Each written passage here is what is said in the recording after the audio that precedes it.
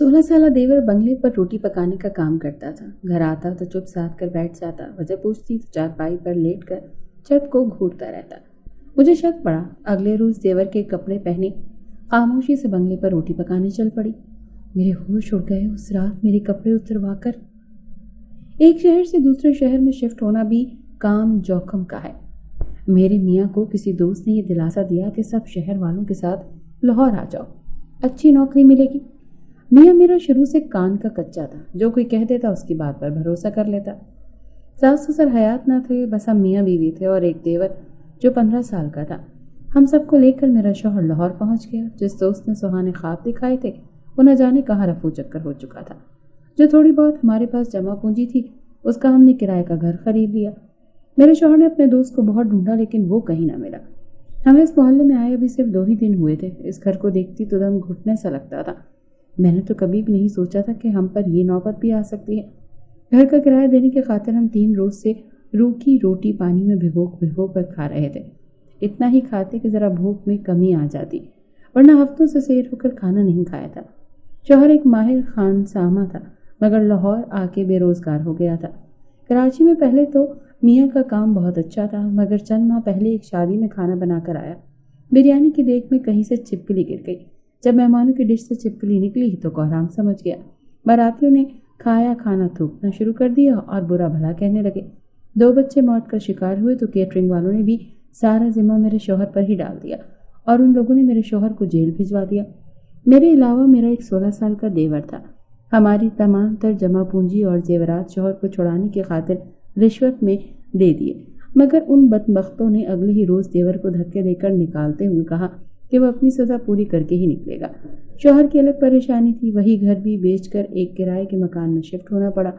सब कुछ बेचकर शौहर की रिहाई कराई तो उसके दोस्त ने कहा कि कराची छोड़ दो, वरना पुलिस बार बार गिरफ्तार करने पहुंच जाएगी। लाहौर आ जाओ तो यहाँ नौकरी लगवा दूंगा। शौहर पहले ही खौफजदा था, इसीलिए हमें लाहौर ले आया, लेकिन अब वो दोस्त भी गायब था। शौहर को बस एक मामूली से रेस्टोरेंट में काम मिला था, लेकिन उसकी तनख्वाह में बस किराया ही निकलता था। इसीलिए छोटे देवर बिलाल ने भी काम ढूंढना शुरू कर दिया। मैं सहन में झाड़ू देकर अभी बैठी ही थी, तभी दरवाजे पर दस्तक हुई। शायद बिलाल आ चुका था। जो ही दरवाज़ा खोला तो उसके चेहरे पर थकन या अफसरदगी ना थी, बल्कि वो मुस्कुरा रहा था। अंदर आकर कहने लगा, भाभी मुझे नौकरी मिल गई है, आपकी दुआएं रंग ले आई। बिलाल की बात सुनी तो मेरा दिल खुशी से खिल उठा। बिलाल तो कितने ही दिनों से नौकरी की तलाश में भटक रहा था। उसे एक बंगले में रोटी पकाने का काम मिला था। वो यहीं का एक सेठ था जो बहुत अमीर था। बिलाल तो वैसे भी अपने भाई की तरह खाने पीने की हर चीज़ बड़ी ही लजीज बनाया करता था। मैंने खुदा की ज़ात का शुक्र अदा किया। अगले ही रोज़ से बिलाल की नौकरी शुरू हो गई। वो सुबह सुबह फजर की नमाज अदा करने के बाद घर से चला जाया करता था और रात के खाने के बाद ही लौटा करता था। कभी कभार तो मेरे लिए भी वहीं से खाना ले आता। अक्सर कहता कि भाभी मालकन बहुत अच्छी है, आप ही की उम्र की औरत है, मुझे बड़े प्यार से रखती है। कहती है मैं रोटियां बड़ी ही मज़ेदार बनाता हूँ और तो और मुझे अलग से रुपए भी देती है।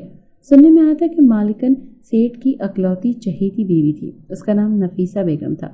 बड़ी खूबसूरत और रोब वाली औरत थी। अभी तक उसके यहाँ कोई औलाद न हुई थी, मगर सेठ ने इसके बावजूद दूसरी शादी करने का ख्याल भी जहन में नहीं लाया था। वो तनख्वाह भी अच्छी दे रही थी। बिलाल खुश था, मैं भी मुतमईन थी। बस एक ही सोच बार बार जहन में आ रही थी, मगर कई रोज से बिलाल से बात करते हुए कतरा रही थी। उस रात जब बिलाल घर आया तो काफ़ी थका हुआ लग रहा था।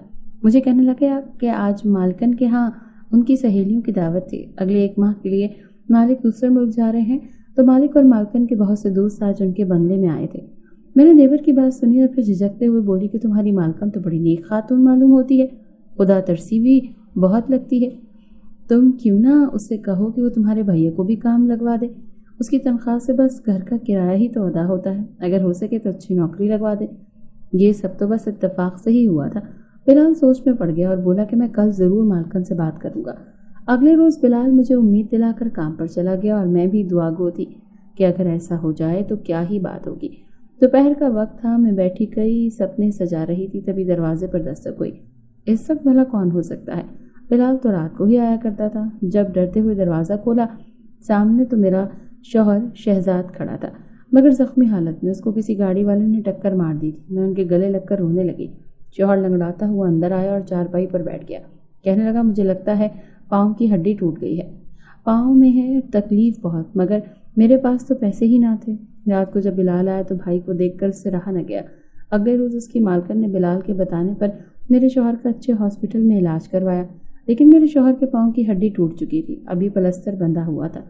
मैं चाहती थी कि बजाते खुद जाकर मालकिन और मालिक का शुक्रिया अदा कर सकूं, मगर शौहर इस वक्त मेरा मोहताज था, इसीलिए मैं जा नहीं सकी। 15 दिन बाद शौहर भी काम पर जाने लगा, पहले से काफ़ी बेहतर हो गया था।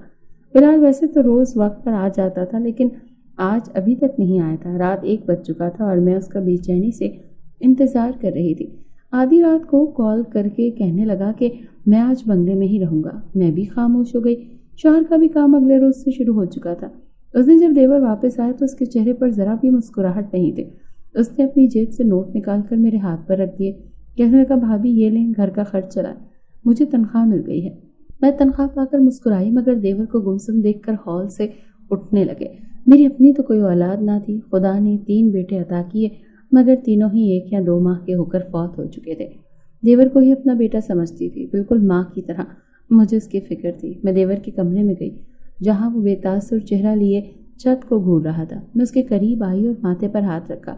वजूद तो बिल्कुल ठंडा था। देवर से सवाल किया तो कहने लगा, मैं बिल्कुल ठीक हूँ, बस जरा थकावट है। मैं भी खामोश हो गई। अगले रोज दोबारा देवर बंगले में ही रहा। जब देवर से पूछा तो कहने लगा, मालकिन कहती है मुझे बंगले में अकेले डर लगता है, तुम एतबार के काबिल लड़के हो, इसीलिए यहीं रुक जाया करो।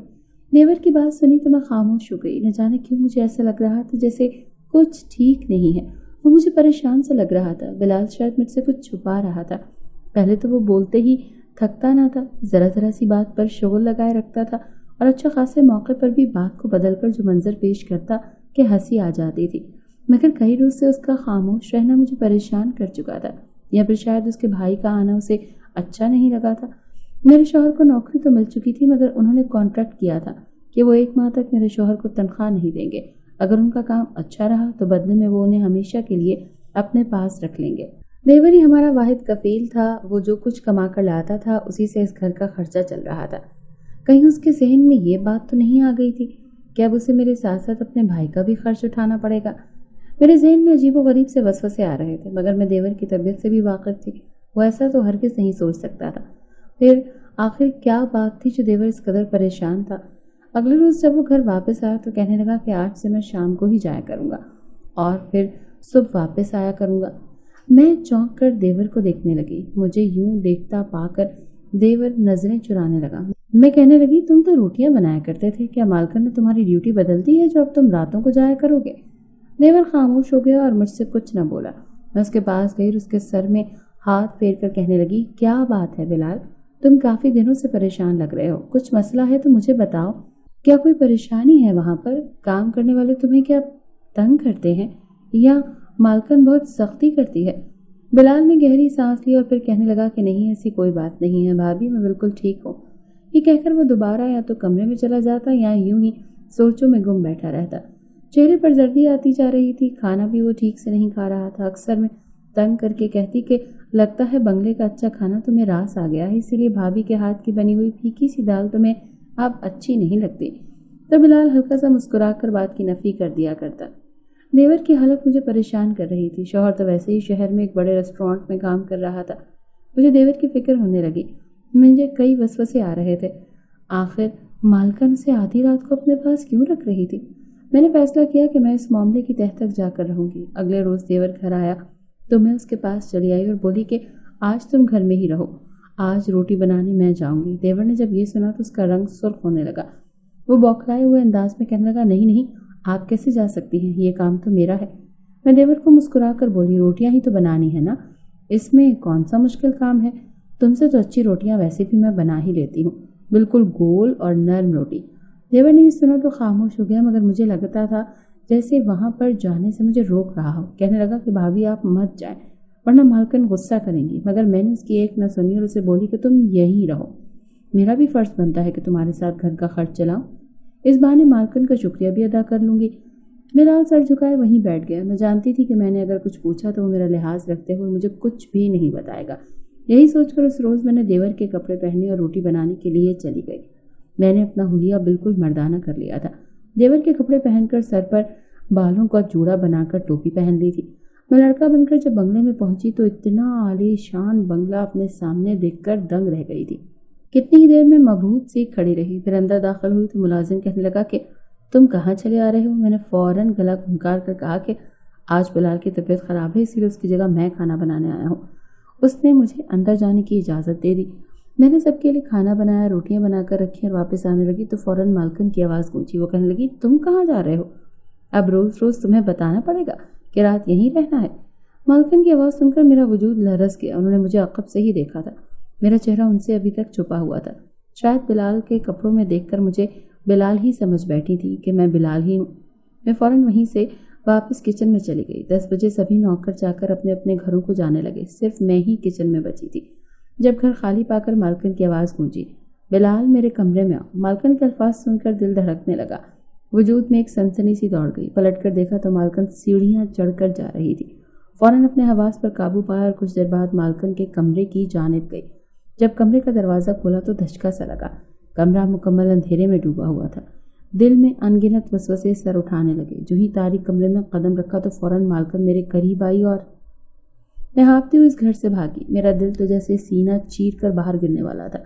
گھر کے دروازے پر پہنچ کر میں ہانپنے لگی اور گھر میں داخل ہو گئی۔ کچھ دیر پہلے جو انکشافات مجھ پر ہوئے تھے، میرا تو وجود کانپ رہا تھا۔ میری حالت دیکھ کر دیور کمرے سے باہر نکل آیا اور سر جھکائے کھڑا ہو گیا۔ اس کی آنکھوں سے آنسو گرنے لگے۔ میں چلتی ہوئی اس کے قریب آئی اور بولی، بلال، میں تمہاری ماں جیسی ہوں، مجھے سچ سچ بتاؤ، آخر کیا ہوا تمہارے ساتھ؟ بلال کچھ دیر تو خاموش کھڑا رہا، پھر ڈھکے چپے الفاظ میں جو بتانے لگا تو دل میں مالکن اور اس کے شوہر کے لیے نفرت آنے لگی۔ مالکن جیسی عورتیں ہی تو در حقیقت اس معاشرے کے لیے دھبا ہوتی ہیں، وہیں مالک جیسے مرد بھی حد درجے کے بے غیرت ہیں جو بیوی کو معصوم بچے پر ڈورے ڈالتے ہوئے دیکھ کر بھی خاموشی سے تماشا دیکھتے رہتے ہیں۔ مالکن کا دل تو میرے دیور پر آ چکا تھا۔ اس روز جب اس نے بھائی کے علاج کی بات کی تو مالکن نے بدلے میں اس سے جو فرمائش کی وہ مجبوراً بلال پوری کر رہا تھا۔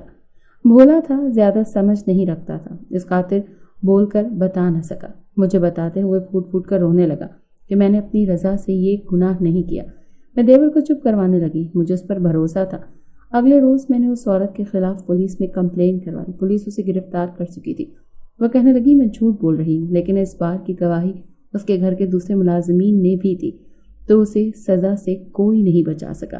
اس کے بعد ہم لوگ واپس کراچی چلے آئے، جہاں شوہر نوکری کرتا تھا وہیں بلال کو بھی ایک ٹیکسٹائل انڈسٹری میں نوکری مل گئی۔ وہ ہر کام بہت جلدی سیکھ جاتا تھا، اسی لیے وہاں بھی اپنی محنت سے اپنا سکہ منوا چکا تھا۔ اس واقعے کو کافی سال گزر گئے ہیں، بلال کی شادی بھی ہو چکی ہے، لیکن میں اب بھی جب یہ سوچتی ہوں کہ ایسے بھی دیور ہوتے ہیں۔ بلال نے ہماری خاطر ہر قسم کی قربانی دے ڈالی تھی۔ جب یہ سوچ میرے دماغ میں آتی ہے تو بلال کی عزت اور قدر میرے دل میں اور بھی بڑھ جاتی ہے۔